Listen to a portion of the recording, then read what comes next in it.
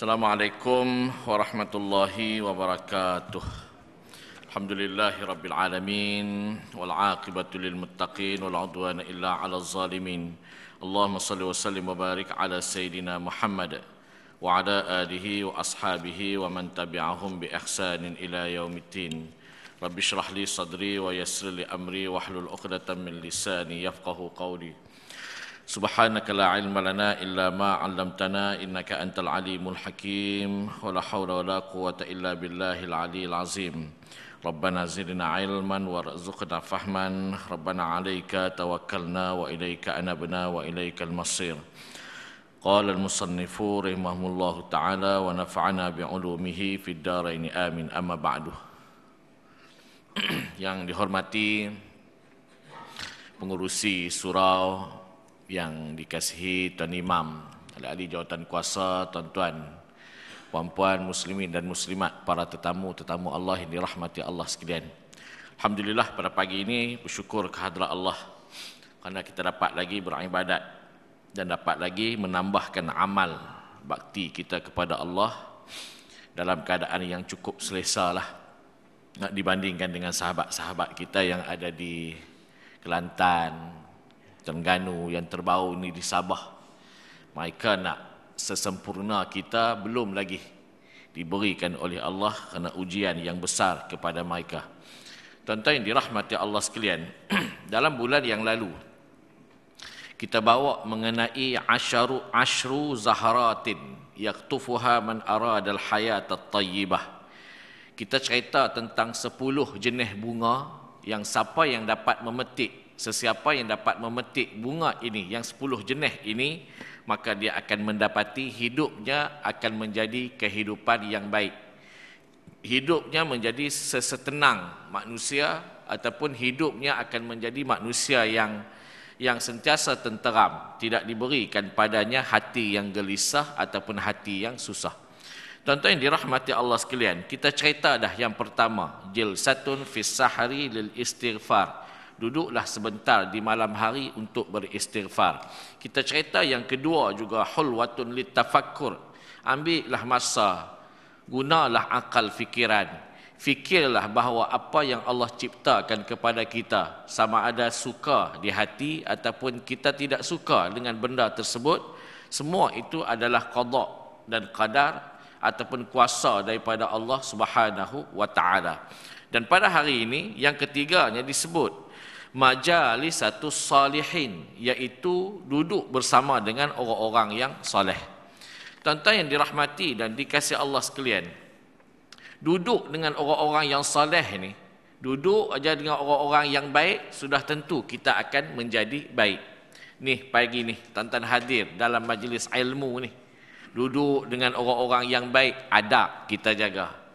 Kita duduk dengan orang-orang yang baik, segala apa-apa jua ni semua kita jaga. Pakaian kita jaga, kita tak bercakap dengan semudah-mudah untuk bercakap, kita tak buang masa, kita duduk dalam keadaan yang cukup tertib. Cuba bayang, ni kita duduk dalam majlis-majlis yang baik begini, kita duduk dengan orang-orang yang baik, kita jumpa kawan-kawan kita yang baik. Tuan-tuan jumpa kawan-kawan tuan-tuan yang ustaz-ustaz di kedai makan, tuan-tuan buat macam mana? Kita duduk macam mana di kedai makan dengan ustaz-ustaz, kawan-kawan tuan-tuan lah. Kita duduk dengan cukup tertib, nak minum pun baca doa, kan? Nak bercakap pun menggunakan bahasa yang elok. Cuba tuan-tuan duduk dengan kawan-kawan tuan-tuan yang hulahu. Macam itulah. Macam mana? Keluar habis bahasa-bahasa kita. Aku, hang, engkau, penampar, semua keluar. Maknanya inilah gambaran bahawa duduk dengan orang-orang yang baik ini, kita akan mendapat tempias ataupun angin-angin yang baik walaupun kita tidak baik. Saddam Hussein, dia merupakan manusia yang membunuh para ulama di zaman dia. Tetapi setelah Allah berikan kepada dia dan negeri dia itu diserang oleh inilah Pakatan Amerika dan sekutu-sekutunya, menyebabkan dia susah. Selepas daripada serangan yang pertama, selepas daripada itu, maka dia menjadi orang-orang yang kembali sedar kepada pegangan agama dia. dia mengambil para ulama ini yang hebat-hebat yang ada di Iraq itu menjadi penasihatnya. Di antara yang diambilnya ialah salah seorang daripada mereka, Syekh, saya tak ingat nama dia, tapi dia daripada Puak Kurdis. Sedangkan Puak Kurdis ini di antara orang-orang yang tak boleh masuk ke kota Baghdad. Didapati masuk aja di kota Baghdad, maka tentera Saddam ni akan bunuh. Tetapi dia ambil daripada Puak Kurdis itu seorang yang alim, syekh mereka, supaya menjadi tok guru mereka. Dia menjadi rujukan kepada Saddam Hussein itu sendiri. Dan syekh ni matanya buta. Syekh ni matanya buta. Kalau tuan-tuan pergi di Iraq, sebelum maghrib ni, syekh ni lah yang akan memberikan tazkirah di dalam TV di Iraq. Saya tak ingat nama syekh tu, tapi dia ni seorang yang buta daripada Puak Kurdis.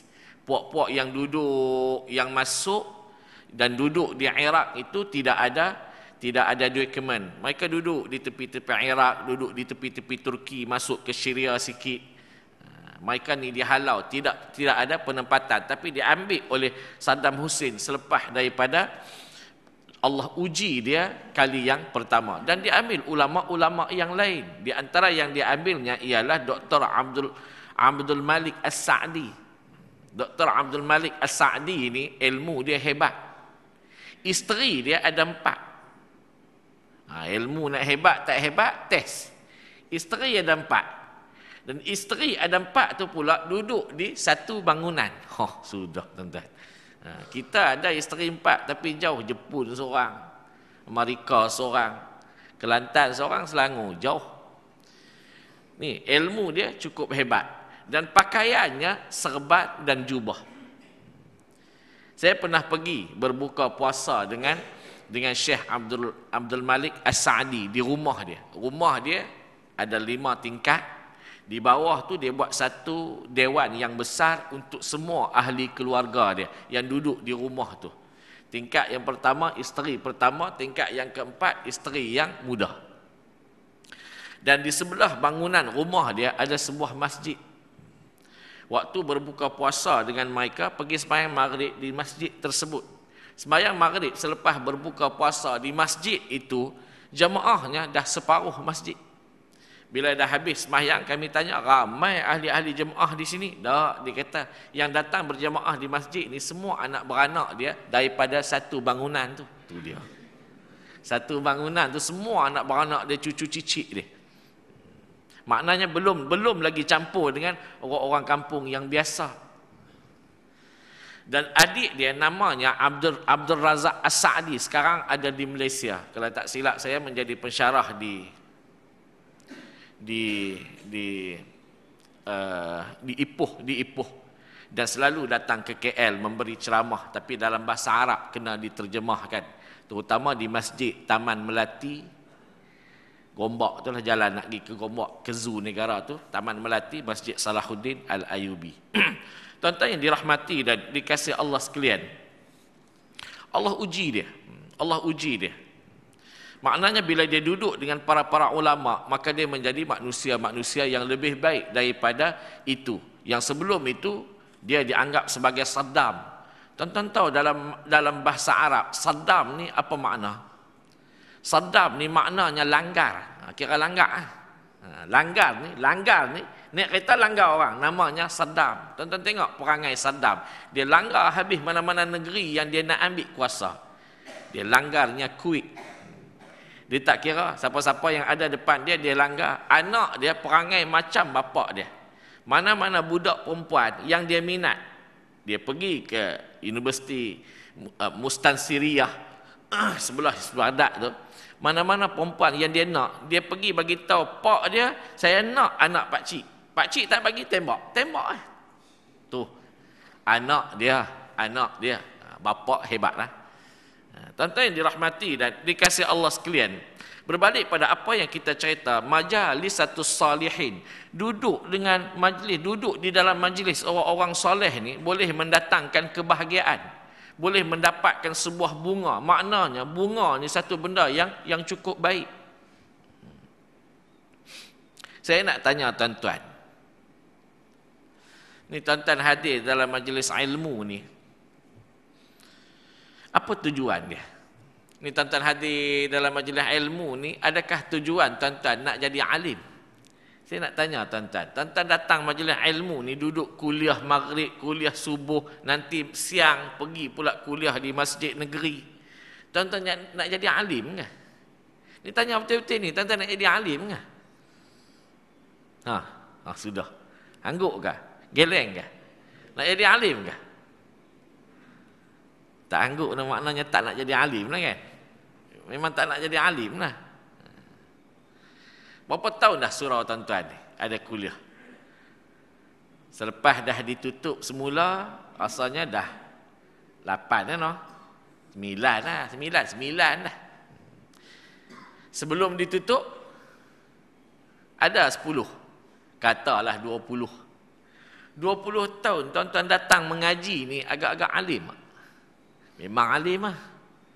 Kami belajar di luar negeri, saya belajar 4 tahun pun dah nampak macam alim dah, sikit-sikit nampak ya. Ni tuan-tuan 20 tahun. 20 tahun tu tolak hari tak datang, hari datang tidur, tak bawa apa, lewat. Campur-campur lebih kurang macam saya duduk belajar luar negeri 4 tahun lah. Alim lah. Kalau tuan-tuan datang kerana nak cari alim, kuliah seperti ini, maka kenapa tuan-tuan jemput kami daripada luar untuk beri kuliah?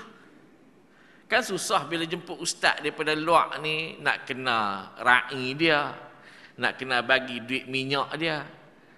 Tuan-tuan belajar 20 tahun, kalau alim, tak payah teruk-teruk nak jemput ustaz-ustaz daripada luar. Setiap seorang tu, seorang satu malam, seorang satu malam, seorang satu malam. Saya rasa yang ada ni, ingat 3 bulan lepas. Balik 3 bulan ke depan pula, seorang lagi. Masuk balik. Maklum, 20 tahun mengaji. Tapi, semua kita ini, yang datang mengaji macam pagi ini, kita datang majlis ilmu pada pagi ini, kalau tengok di sudut zahir, memang kita nak jadi alim kah? Tak ada. Kita tak akan cari alim. Sebenarnya yang dicari oleh kita bukan kita nak jadi alim, tapi yang dicari oleh kita ialah satu ilmu yang boleh menenangkan jiwa.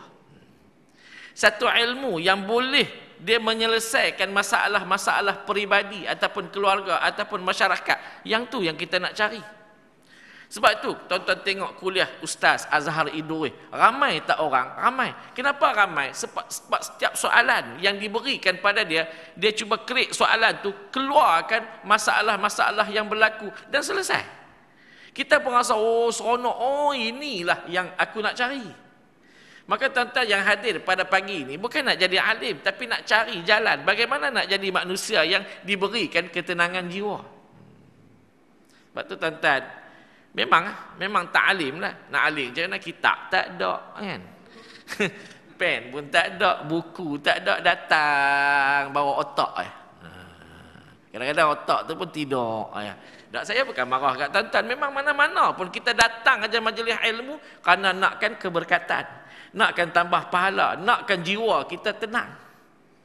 Dr. Ramadan Al-Buti baru aja meninggal tahun lepas, umur dia 80 lebih. Dr. Ramadan Al-Buti ni tuan-tuan, dia meninggal tahun lepas ni, dia sembahyang sebuah masjid tu dibom.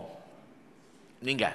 Dalam umur dia 80 tu, sebelum 80 tu, dia dah tak buat kuliah lagi.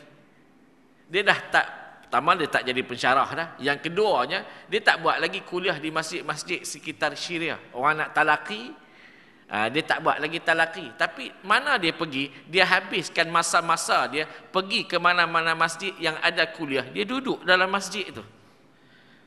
Sama ada masjid tadi ini oleh mana-mana syekh ataupun orang-orang ustaz-ustaz dari kalangan anak-anak murid dia yang ramai. Bila ditanya pada dia, Syekh datang majlis ilmu ni, Syekh silalah ke hadapan berikan ilmu yang kami dahagakan, ilmu Syekh. Dia kata apa, cukuplah. Dah hampir 80 tahun aku berikan ilmu kepada kamu. Hari ini aku nak cari juga ilmu. Moga-moga Allah tenangkan jiwa aku. Moga-moga aku mati dalam majlis ilmu. Tu bahasa dia. Maknanya tuan-tuan yang dirahmati Allah sekalian, kita cari ilmu pada hari ini bukan kerana nak cari alim. Tapi kita cari ilmu seperti tuan-tuan, saya, siapa-siapa pun, pergilah di mana-mana nak cari jalan macam mana nak selesaikan masalah yang ada di dalam diri. Sebab tu majalisatus salihin ni, duduk dengan orang-orang saleh ini mendatangkan sampai sebegitu rupa. Tuan-tuan yang dirahmati dan dikasihi Allah sekalian.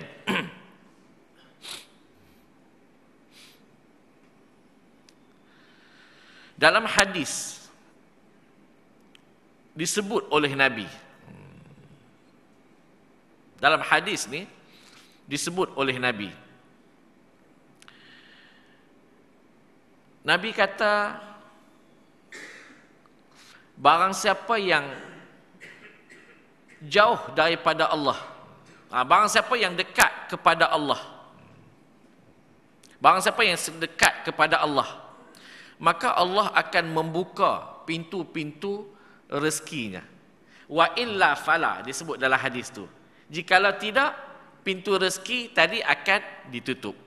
Maknanya orang-orang yang berada dengan orang-orang yang saleh ini, dia duduk dalam majlis ilmu bersama dengan orang-orang yang saleh ini, maknanya orang-orang itu sedang mendekatkan diri dengan Allah. Duduk dengan tok-tok guru kira dekatkan diri dengan Allah.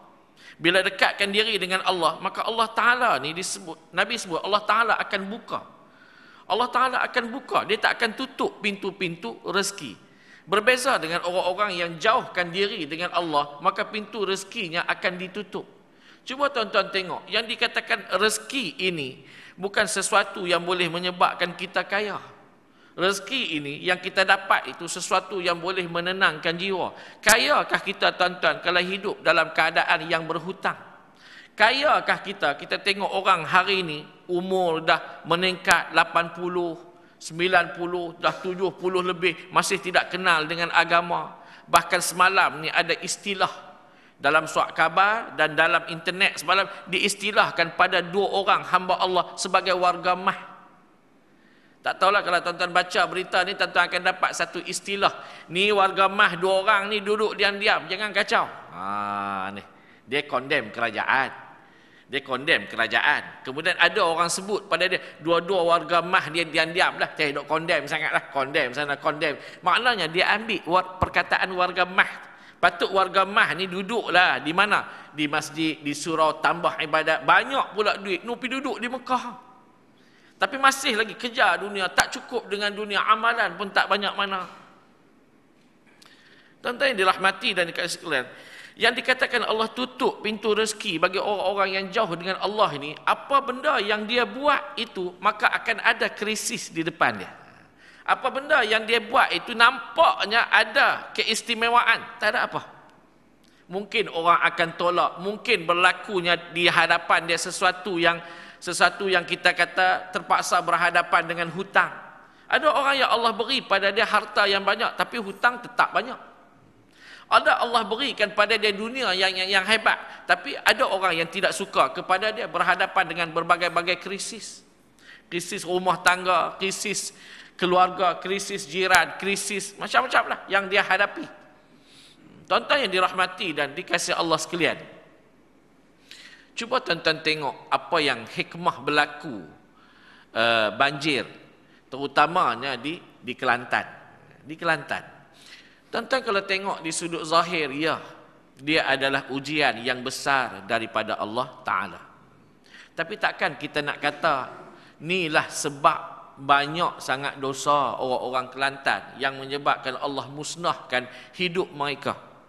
Kelantan dengan Terengganu ni dekat, tapi Kelantan tu lebih teruk lagi.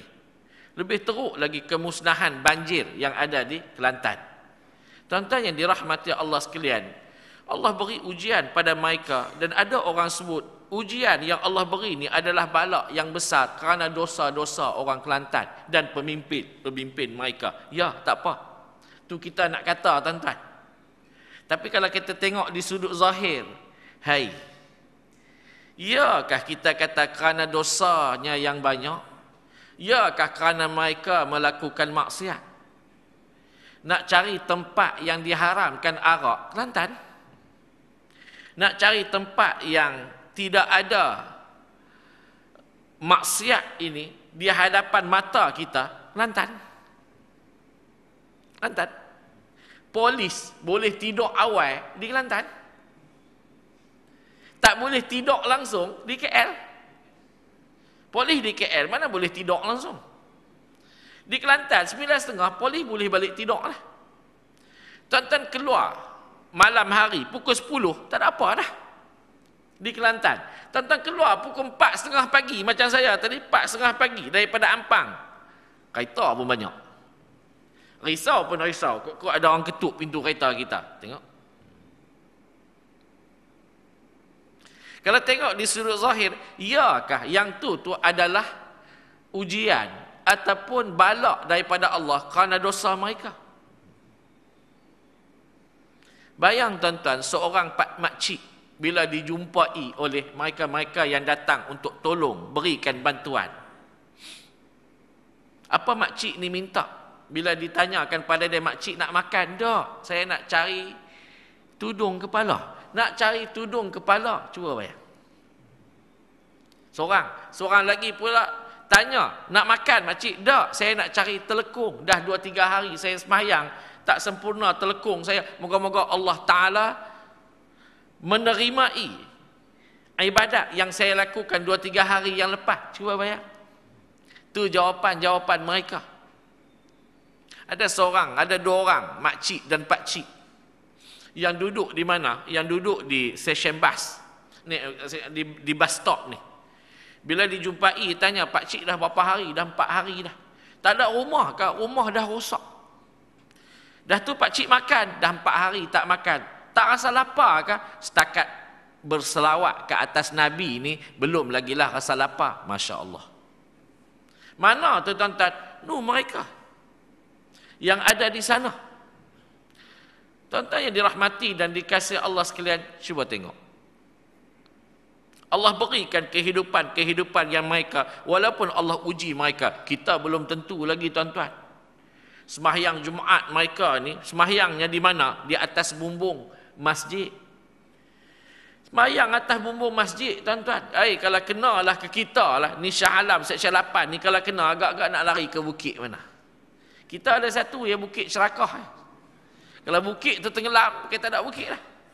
Dia orang ada 3 bukit, tenggelam satu, naik yang kedua, tenggelam yang kedua, naik yang ketiga, selamat. Cuba bayang. Dr. Abdul Basit yang duk keluar TV9 tu. Waktu banjir hari tu, dia update dia punya peristiwa banjir yang dia alami sendiri. Rumah dia tinggal bumbung. Masjid dia 1 hasta lagi nak sampai ke bumbung. Dan pondok dia habis semua. Dan perpustakaan Tok Wan dia, Syekh Daud punya perpustakaan Tok Wan dia tu, habis kitab-kitabnya musnah.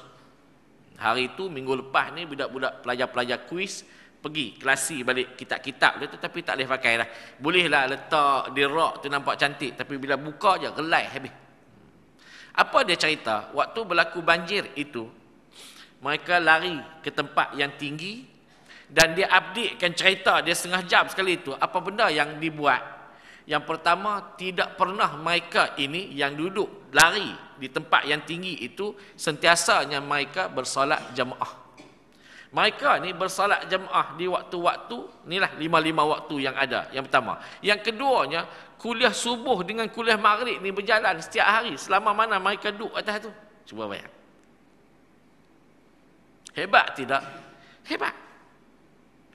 Maknanya Allah Ta'ala ni iakah menurunkan balak ke atas mereka kerana maksiat?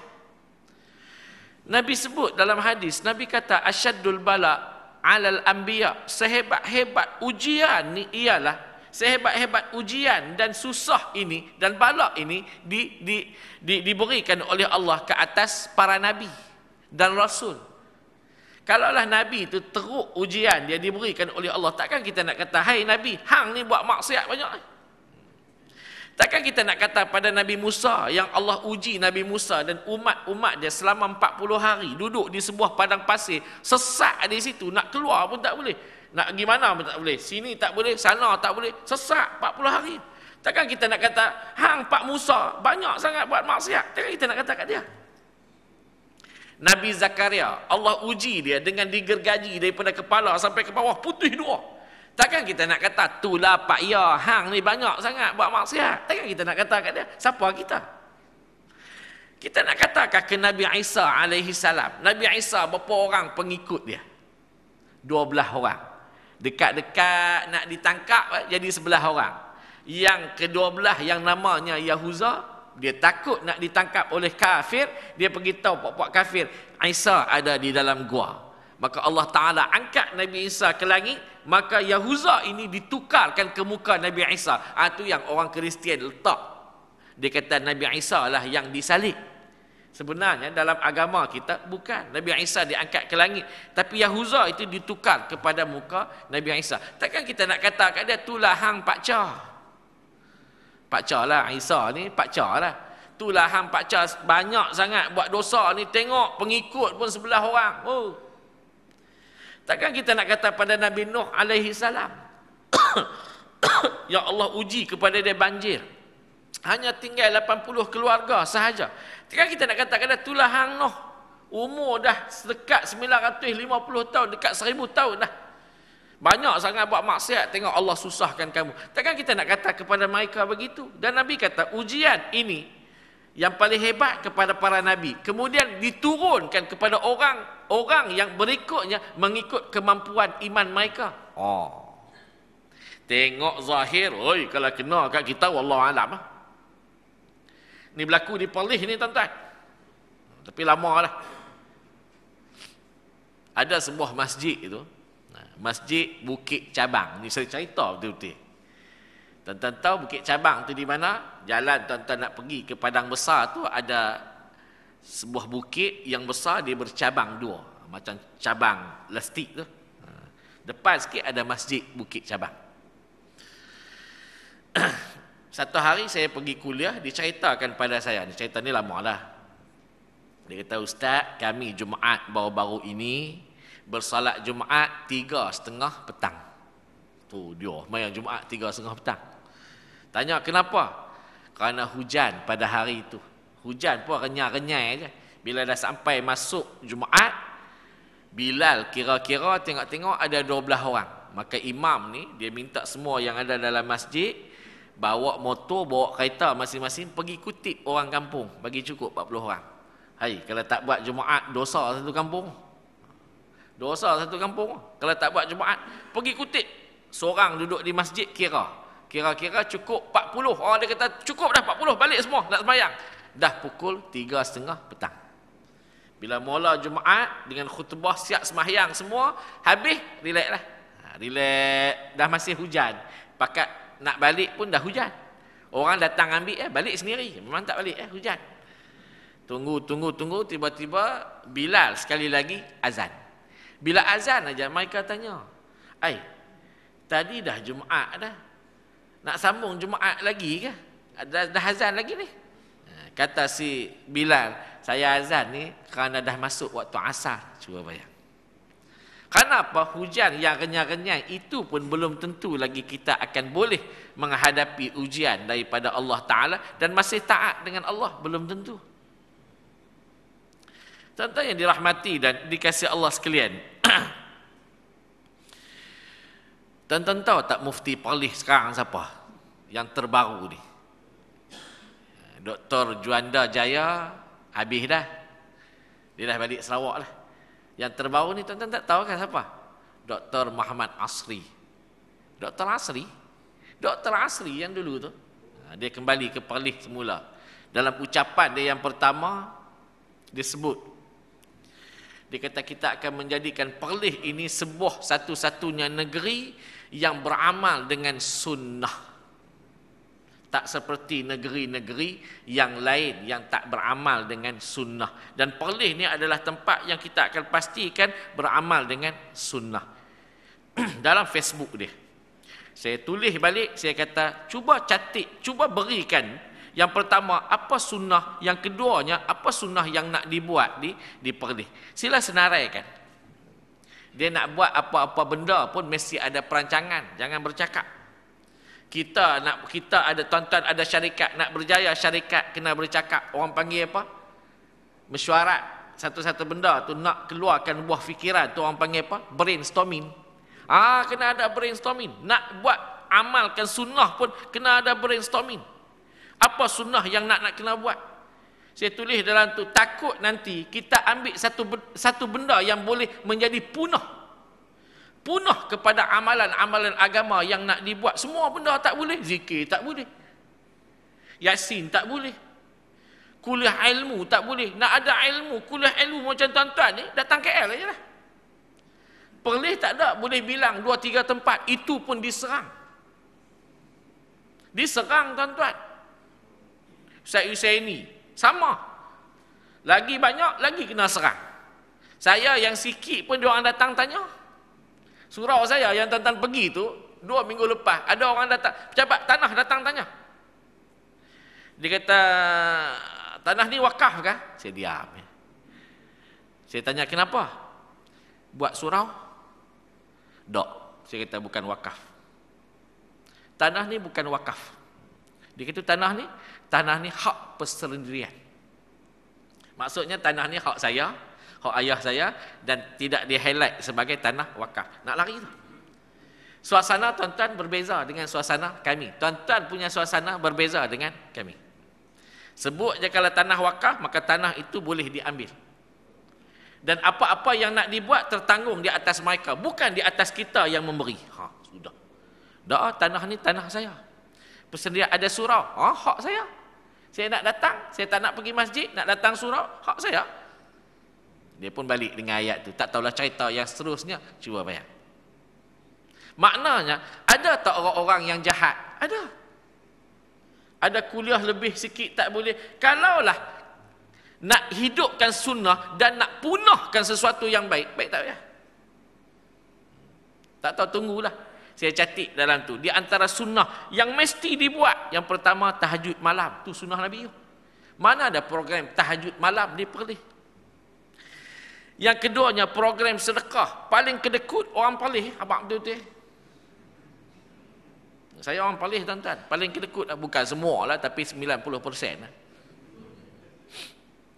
Sungguh.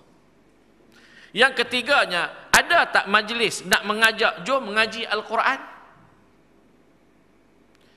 Mana ada di surau ni, mana ada kuliah-kuliah ilmu begini? Yang ada kuliah belajar Al-Quran.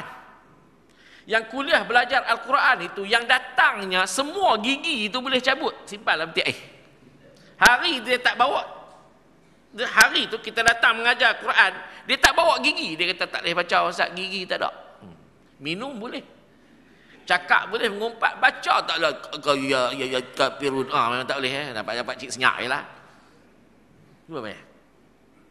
Mana pergi orang-orang yang muda? Tak ada. Sebab tu saya bawa, kalau tuan-tuan yang berombongan bas nak pergi ke Perlis tengok sekolah kami, saya akan suruh berhenti sembahyang subuh, jumpa dengan saya di Masjid Negeri. Saya nak tunjuk ini suasana Perlis, Masjid Negeri. Sembahyang di Masjid Negeri itu 2 saf ya. Separuh daripada saf tu semua duduk atas kerusi. Faham tak? 2 saf aja, yang separuh saf itu semua duduk atas kerusi. Maknanya, Masya Allah, masjid hanya mesra kepada orang-orang yang sudah tua belaka. Habis aja sembahyang subuh, mana ada kuliah subuh? Patut Masjid Negeri ada kuliah subuh lah pagi Sabtu. Tak ada. Ada khalaqah baca Al-Quran. Seorang baca, orang lain ikut. Yang lain ikut tu, walaupun ramai 2 saf tu, tapi seorang hanya dengar suara slow-slow nak baca kuat, kok silap. Tengok. Mereka tanya saya, Ustaz, orang dicerah saya tu tanya, Ustaz, ni Masjid Negeri ke? Masjid Negeri. Ya ke? Ya, bukan masjid kampung. Cuba tengok istana sebelah tu. Sungguh no. Macam ni ke Ustaz? Macam ni. Berapa tahun dah? Daripada saya tak hidup lagi. Sekarang dah 40 tahun dah. Daripada tak hidup lagi macam ni. Ni baik sikit ni.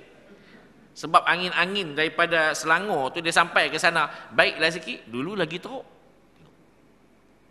Ni saya cerita ni tuan-tuan. Atas dasar apa? Atas dasar tengok benda ni. Ambillah iktibar.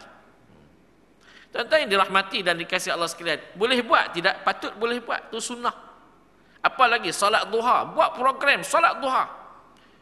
Terutamanya ambillah hari-hari cuti Sabtu Ahad, mana-mana masjid buat solat duha, tak ada juga. Ni dipalih nak hidup sunnah apa? Memperbanyakkan istighfar, tak ada juga. Apa lagi sunnah Nabi? Itulah di antara sunnah yang Nabi buat dalam hidup seharian ni. Adakah? Tidak ada. Kita mengharapkan moga-moga apa-apa yang ada kat Mufti baru ni setelah dia duduk di KL, setelah dia pergi ke Kelantan, setelah dia berbaik-baik dengan ustaz-ustaz dan ulama-ulama yang hebat ini, moga-moga dia balik nanti membuat satu benda yang hebat. Apa dia? Kembalikan amalkan sunnah yang memang Nabi buat. Banyakkan selawat, memperbanyakkan selawat. Tuan-tuan yang dirahmati dan dikasihi Allah sekalian, baik, itu yang pertama. Apa dia? Duduk di majlis orang-orang saleh ini boleh menjadikan seseorang itu dapat satu bunga yang boleh menenangkan jiwa dia. Itu istilahlah bunga. Maknanya hidupnya akan kembali tenang. Cuma satu saja disebut dalam kitab ini. Syekh ni dia ambil satu ayat Quran, dia kata apa? Wasbir nafsaka ma'al ladzina yad'una rabbahum. Bila duduk dalam majlis ilmu begini, sabarlah banyak-banyak. Sabarlah banyak-banyak kepada orang-orang yang menyeru kamu untuk kenal kepada Allah. Maknanya sabarlah dengan tok-tok guru, tuan-tuan. Tuan-tuan kena sabarlah dengan tok-tok guru. Ada tok-tok guru ni yang kasar. Ada tok-tok guru yang lembut. Ada tok-tok guru tak kenal dengan lain kita. Sabarlah. Kerana apa? Semua itu mendatangkan faedah yang besar. Kita kan kadang-kadang kita pilih. Macam saya kata tadilah. Macam saya kata tadilah di awal-awal, kita datang majlis ilmu ni bukan nak cari, bukan nak jadi alim, tapi nak cari ketenangan. Sebab tu kita pilih tok-tok guru. Tengok ustaz ni, oh ustaz ni okey. Ustaz ni, orang tu yang angkat punggung balik kan. Ustaz ni, bolehlah daripada tak ada kan. Maknanya kita bukan nak cari alim, tapi kita nak cari sebuah ketenangan. Ustaz ni clear, kenal dengan aku, okey, kenal lain clear. Kenal ustaz yang garang jenis tunjuk, pak cik, sudah. Baca sikit kuliah. Kita ni nak duduk di depan je nak dapat berkat, kena tunjuk, lari duduk belakang. Tunjuk lagi, keluar terus. Sebab tu Allah kata, wasbir nafsaka ma'al ladzina yad'una rabbahum. Sabarlah dah. Sabarlah kerana apa? Kita duduk di majlis orang-orang yang baik ini, walaupun dia itu susah kita nak terima, tapi ingat dia sedang menyeru ke jalan Allah Ta'ala. Ada sebuah masjid di Perlis. Masjid di Perlis ni 100%-nya tak ada doa, tak ada zikir. Tapi ada beberapa masjid yang ada doa, ada zikir. Saya dijemput pergi kuliah sebulan yang lalu. Bila pergi kuliah tu macam biasa, kita tahu masjid biasalah. Ada satu benda yang saya cerita. Saya kata siapa duduk dalam majlis ilmu dapat pahala seumpama sembahyang sunat 1000 rakaat. Saya pun ceritalah nak sembahyang 1000 rakaat dalam satu-satu masa susah. Saya ambil cerita Masjid An-Nur, USJ 4. USJ 4 ke? Masjid An-Nur. Saya ada tazkirah Ramadan, sembahyang 20. Bila sampai sembahyang sampai 8 ada tazkirah. Jadi waktu 8 tazkirah tu, mana-mana mereka yang bermazhab 8 ni dia takkan sambunglah 20 dia balik. Saya gunakan perkataan mazhab 8 bukan nak condemn, saya cerita. Saya gunakan sebagai istilah kuliah saya. Mazhab geng-geng mazhab 8 pun saya kata baliklah. Yang nak sambung 20 tu dia sambung 20. Dalam masa yang sama disediakan siapa yang nak sambung 20 dia beri setiap orang satu botol air ni untuk tambah minyak. Bila sampai habis beberapa rakaat boleh togok air. Bila habis je angkat.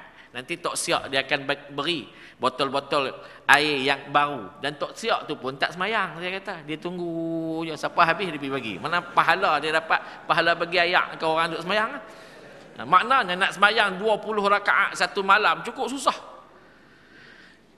Bila saya sebut mazhab 8, ada 3 orang hamba Allah dia bangun balik. Kita tak tahu, dah lepas kuliah baru tu imam cerita 3 orang tadi ustaz sebut mazhab 8, terus dia bangun balik.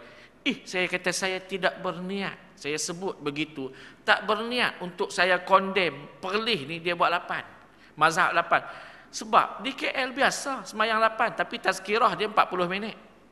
Di Perlis semayang 8 tapi tidak ada tazkirah. Saya tak berniat untuk kata kepada mereka, tapi terasa sangat ni tih. Saya kata berapa lama dah. Setiap ustaz yang datang, begitulah sikap dia. Saya kata kalau macam ni, susah untuk dapat pahala daripada Allah. Kalau nak kira terasa, Nabi Muhammad lebih terasa daripada kita. Sebab kesalahan dia dijaja oleh Allah Ta'ala daripada mula Quran diturunkan sampai hari ini. Nabi Muhammad punya salah, Allah jaja setiap hari. Apa dia tuan-tuan cerita yang Allah jaja peristiwa Nabi Muhammad bersalah ni dalam surah Abasa. Abasa wa tawalla kan, anja'ahul a'ma wa ma yudrika la'allahu yazakka. Kan cerita dalam surah Abasa juzuk 30 tu mengenai Nabi Muhammad ni Abasa. Dia tengok seorang sahabat dia, Abdullah bin Ummi Maktum yang buta, datang nak tanya pada dia tentang agama. Tiba-tiba dia boleh masamkan muka. Watawalla, dan dia berpaling. Dia beralih kepada ahli-ahli perniagaan daripada kaum musyrikin. Beri masa pada mereka, tapi membiarkan sahabatnya yang datang tanya, macam mana nak menyucikan jiwa. Allah tegur tu sampai hari ini kita baca. Patut kita kata Nabi Muhammad lebih terasa lah daripada kita. Tuan-tuan yang dirahmati dan dikasihi Allah sekalian, ambil ayat ni. Sabarlah. Moga-moga apa? Kita dapat yang dikatakan nur daripada Allah. Kita dapat ni satu yang dipanggil zaharah, ataupun bunga yang boleh menenangkan jiwa. Tuan-tuan yang dirahmati dan dikasihi Allah sekalian, habis yang pertama. Habis yang ketiga. Yang keempatnya disebut az-zikru. Orang yang suka berzikir ini ialah orang-orang yang akan mendapat bunga ketenangan dalam jiwa. Ada satu peristiwa yang berlaku baru-baru ni di Kelantan sewaktu banjir. Peristiwanya di sebuah pondok yang tok gurunya nama Pak Tih. Tuan-tuan yang ada depan saya ni semua ada akses internet dalam handphone. Hari itu dihantar pada kita satu gambar yang bila berlaku banjir di Kelantan semua musnah, tapi ada satu tempat yang pondok ni airnya tak masuk, sedangkan airnya lalu di tepi pondok, dan pondok mereka sebelah dengan sungai dan berada di bawah sebuah bukit, maknanya tempat air lalu. Baru-baru ni dikeluarkan video, ditanyakan pada Pak Tih tok guru dia tu, apa yang hebatnya, apa yang berlakunya di pondok ni sampai air tak masuk. Dia cerita. Waktu dia pergi ziarah Dr. Abdul Basit tu, dia cerita. Dia kata bila nampak air ni dah teruk, nampak air ni dah mula mengganas, nak masuk ke pondok, maka dia arahkan semua ahli-ahli pondok, keluar pondok, pergi surau sembahyang, dia kata. Pergi surau sembahyang. Tu kena ingat tu. Bila Allah kata wasta'inu bis-sabri was-salah, apa-apa jua susah dalam hidup kita, sembahyang dulu.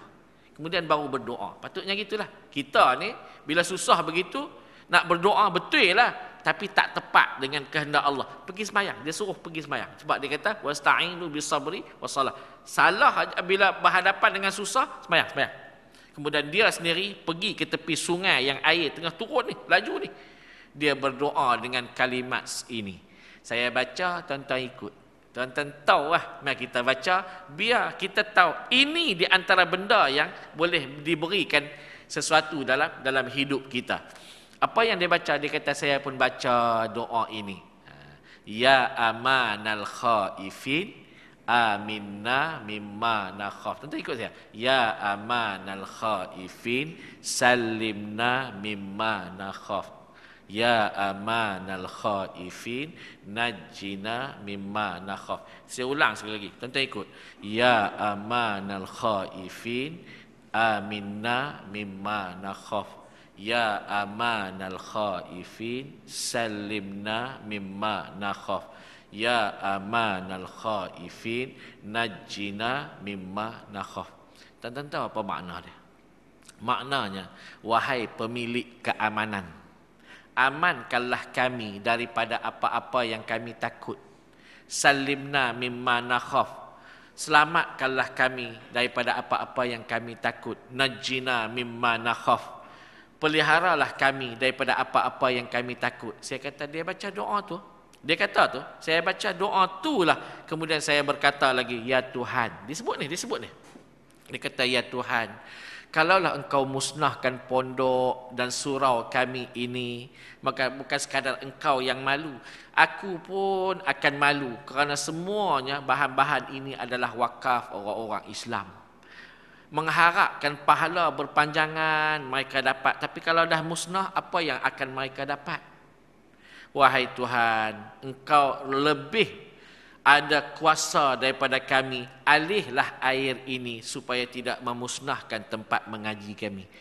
Dalam dia duduk cerita tu, dia terus menangis. Dia kata, tiba-tiba nampak air yang di hadapan dia itu beralih arah 360 darjah. Terus naik pergi ke bukit, tak masuk ke dalam pondok sedikit pun. Nampak depan-depan mata. Dalam dia duduk cerita tu, dia kata apa? Saya nampak depan-depan mata air ni beralih terus daripada aliran dia yang asal tu naik ke bukit. Dia kata, patutlah Allah ni hebat. Yang kita rasa, kita tak pernah rasa Allah ni hebat. Allah tunjuk memang Allah ni hebat. Patutlah Allah ni hebat. Dia ciptakan langit ini berapa ribu tahun sudah. Tapi tidak ada satu tiang pun yang menanggung langit. Betapa hebatnya kuasa Allah Ta'ala. Dalam duduk cerita tu menangis. Ya Allah, hebatnya Allah. Tengok. Hebat tak zikir itu? Hebat. Macam-macam dah kita buat. Nak supaya tak berlaku tsunami. Allah buat berlaku tsunami daripada darat. Sudah. Hari itu takut tsunami daripada laut. Allah buat daripada darat. Maknanya tak boleh nak menahan juga. Tapi Allah tunjuk. Tengok dengan zikir tersebut. Hebat tidak? Hebat. Tuan-tuan yang dirahmati dan dikasihi Allah sekalian. Baik. Disebut lagi. Disebut lagi. Saya cerita pada tuan-tuan zikir-zikir yang hebat. Di antara yang disebut oleh Abu Hurairah, Nabi sebut, ala adullukum bima akhaztum bihi adraktum man sabaqakum walam yudrikkum ahadun ba'dakum wa kuntum khairun. Nabi kata, adakah kamu nak aku tunjuk pada kamu satu benda yang sebelum ini tak pernah ada, tapi sekarang Allah beri kepada aku dan aku beri kepada kamu, dan kamu adalah sebaik-baik manusia. Apa dia? Disebut oleh Nabi, tusabbihuna dubura kulla salatin salasan wa salasina. Dia kata bertasbihlah selepas daripada sembahyang dengan kadar 33 kali. Wa tahmiduna, bertahmidlah alhamdulillah 33 kali. Wa tukabbiruna, sebutlah Allahu akbar salasan wa salasina 33 kali. Wa taqulu amamal mi'ah, dan sebutlah yang ke-100-nya perkataan la ilaha illallah wahdahu la syarikalah. Kita buat tidak tuan-tuan? Kita buat. Kita buat zikir ini. Dan zikir ini disebut oleh Abu Hurairah dalam hadisnya dan diriwayatkan oleh muttafaqun alaih. Maknanya Bukhari, Muslim meriwayatkan hadis ini dan imam-imam yang lain. Ada tidak? Ada. Maknanya kalau ada orang sebut benda ni tak menjadi sunnah, ni menjadi sunnah. Saya tengok perbahasan yang dibahaskan oleh Dr. Asri. Dia sebut, dia kata zikir di zaman Nabi ni ada. Ada namanya. Cuma yang Nabi tak buat berzikir ramai-ramai. Sebab apa Nabi tak buat berzikir ramai-ramai? Sebab para sahabat semua dah tahu. Jadi masing-masing berzikir. Cuma di awal-awal Nabi berdakwah dan turunkan ni zikir-zikir ini, Nabi buat dengan kuat. Lepas tu Nabi tak buat dengan kuat. Masing-masing berzikir. Maknanya kalau kita buat kuat pun Nabi tegah tidak, jangan buat kuat. Nabi tak tegah. Jadi yang ada hari ni tak boleh buat langsung. Itu masalah dia. Cuba bayang tuan-tuan, kalaulah hari ni kita berzikir, imam zikir seorang-seorang, agak-agak kita nak baca apa? Agak-agak kita ni nak baca apa? Agak kita nak baca apa tuan-tuan? Sebahagian kita boleh baca, sebahagian kita tak tahu nak baca apa pun tak tahu. Ni saya cerita, benda-benda yang macam ni banyak diperoleh tuan-tuan. Sekali itu saya telefon Jabatan Agama telefon kata, ustaz, hari ni ustaz kena pergi khutbah di sebuah masjid. Ada sebuah masjid tu saya kena pergi. Bila saya pergi, orang kenal, orang jabatan ni dia ada pakaian dia. Cuma saya ni jarang, tak pernah pakai songkok hitam waktu kahwin ya, kan. Biasanya kita pakai serban, tapi saya ada suit Melayu saya. Suit Melayu cuma tak boleh kerih ya. Kalau boleh kerih orang tanya ustaz nak pergi kahwin ya. Tak boleh kerih lah orang tanya. Saya pergi sebuah masjid itu, pergi tak jumpa setiausaha dia. Jadi Tok Imam dia dah tahu saya pergi, okeylah. Naiklah khutbah tu.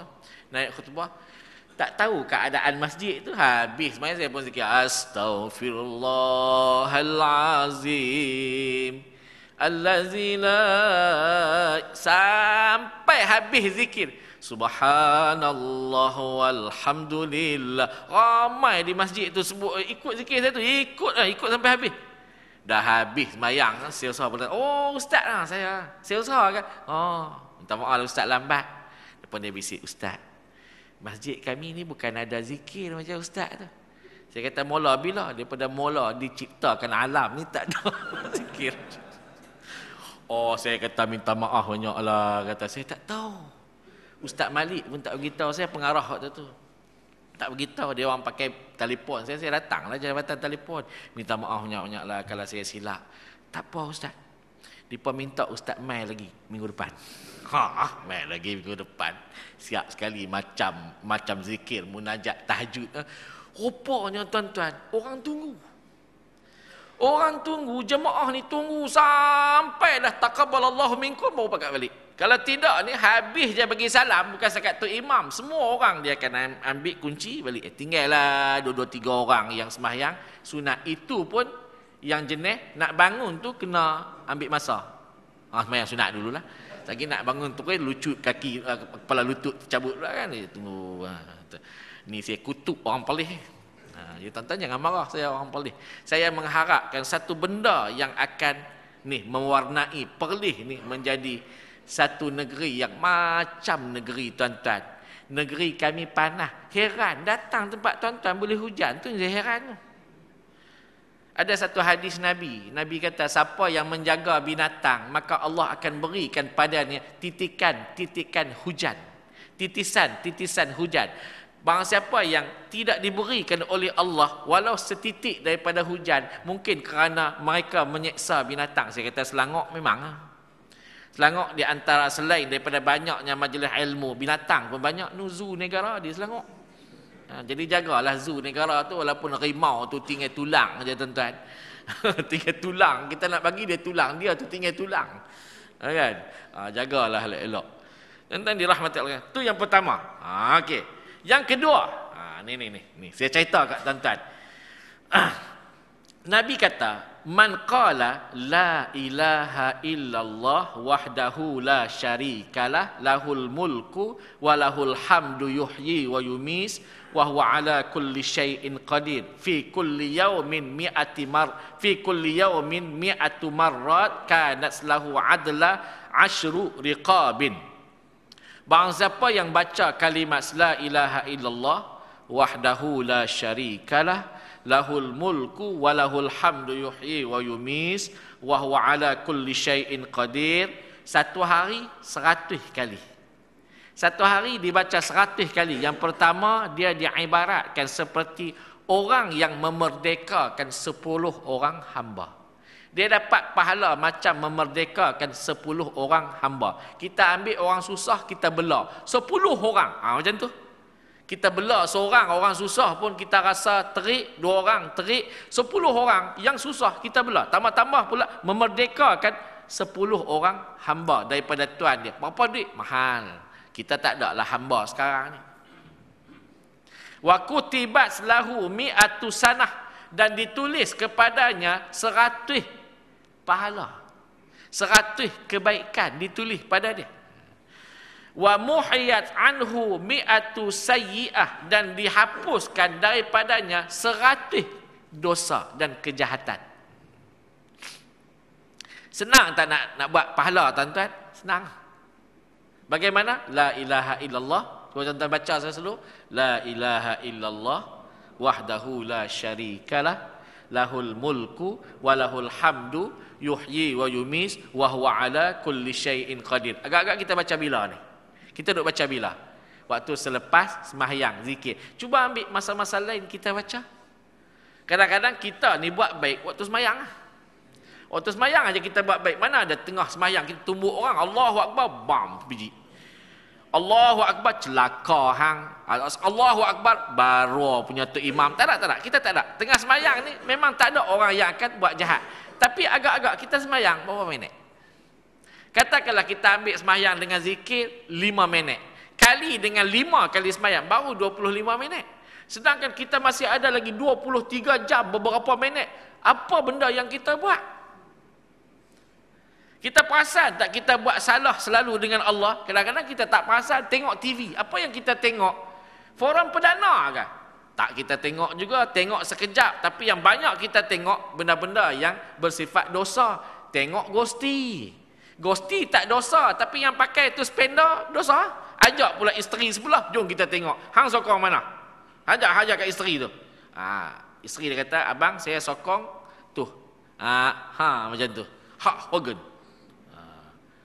Maknanya berdosa, tidak berdosa. Sekurang-kurangnya dengan kita berzikir begini, Allah hapuskan 100 daripada dosa-dosa kita. Semua orang tidak boleh, tidak mesti pula, mesti, bukan mesti. Dia mesti kita kata berhadapan dengan dosa. Tidak boleh tidak. Rasa marah ada dalam jiwa sesiapa pun. Tak puas hati dengan orang ada dalam jiwa. Mulut kita ni nak kata aja ke orang, maknanya sentiasa berdosa. Ni ada zikir yang boleh menghapuskan dosa. Sebab apa? Dia boleh menenangkan jiwa. Berapa tuan-tuan? 100 kali. Kan? Balik sekali lagi, la ilaha illallah wahdahu la syarikalah lahul mulku wa lahul hamdu yuhyi wa yumis wa huwa ala kulli syai'in qadir. Disebut apa? Disebut apa lagi? Wa kanat lahu hirza minasyaitan. Maka dia itu juga akan dihalang daripada syaitan. Syaitan, jin-jin yang jahat akan dihalang kerana perkataan-perkataan tersebut. Disebut lagi. Dia ada banyak, saya pilih-pilih saja. Nabi kata daripada Abu Musa, ala adullukum ala kanzin min kunuzil jannah? Qultu bala ya Rasulullah, la haula wala quwwata illa billahil aliyyil azim. Barang siapa yang berkata la haula wala quwwata illa billahil aliyyil azim, maka dia mendapat satu harta simpanan di dalam syurga. Dalam syurga ada harta-harta yang Allah simpan nak diberikan pada orang-orang yang tertentu. Dia akan dapat satu daripada harta simpanan di dalam syurga dengan perkataan apa tuan-tuan? La haula wala quwwata illa billah. Tu. Yang seterusnya, ni saya pilih-pilih saja. Nabi kata, ni Nabi kata, ni semua ni hadis-hadis Bukhari. Nabi kata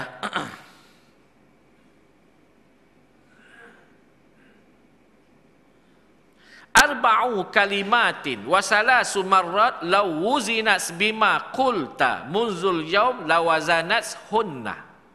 Ada 4 kalimat jika disebut 3 kali dalam masa 1 hari, maka Allah akan beratkan pahala-pahala kita. Maksudnya Allah tambah lagi beratnya pahala. Letak atas dacing tu berat aja. Kan? Berat aja pahala. Pahalanya apa? Dengan sebut 4 kalimat ini 3 kali sahaja. Benda biasa sahaja. Apa dia? Subhanallah wa bihamdihi adada khalqih. Subhanallah wa bihamdihi ridha nafsih. Subhanallah wa bihamdihi wa zinata arsyih. Subhanallah wa bihamdihi wa midada kalimatih. Tuan-tuan cuba ikut saya slow-slow. Kawan-kawan kita baca 3 ni berat pahala begini ni. Subhanallah wa bihamdihi adada khalqih. Subhanallah wa bihamdihi wa ridha nafsih. Subhanallah wa bihamdihi wa zinata arsyih. Subhanallah wa bihamdihi wa midada kalimatih. Sekali lagi, subhanallah wa bihamdihi adada khalqih, subhanallah wa bihamdihi wa ridha nafsih, subhanallah wa bihamdihi wa zinata arsyih, subhanallah wa bihamdihi wa midada kalimatih. Sebut aja 3 kali, bila ditimbang kata Nabi, maka dia akan menjadi lebih berat daripada biasa. Maknanya apa? Pahala. Dapat aja benda-benda yang sebegini, maka Allah Ta'ala beri pada kita bunga yang keempat. Apa dia? Hidup kita akan menjadi lebih tenang, selesa, dipermudahkan oleh Allah Subhanahu Wa Ta'ala dalam apa jua urusan-urusan kita. Tak percaya, balik pi buat. Orang yang percaya, dia akan buat bersungguh-sungguh. Kenapa? Inilah satu-satunya jalan yang boleh kita orang-orang Islam ni ambil dan guna pakai. Ingat, Islam tu dia ada zahir, dia ada batin. Apa dia zahir? Sembahyang, puasa, zakat, haji. Apa dia batin? Ni benda-benda yang sebegini yang kita tak nampak, tapi bila kita buat, Allah Ta'ala beri jalan-jalan kepada kita, kehidupan-kehidupan yang baik. Yang kita nak cari, itulah sebuah kehidupan yang baik. Bukan sekadar ilmu yang kita dapat, yang kita sebut awal-awal tadi, tapi kehidupan yang baik, jiwa yang tenteram. Wallahualam, nanti kita sambung lagi.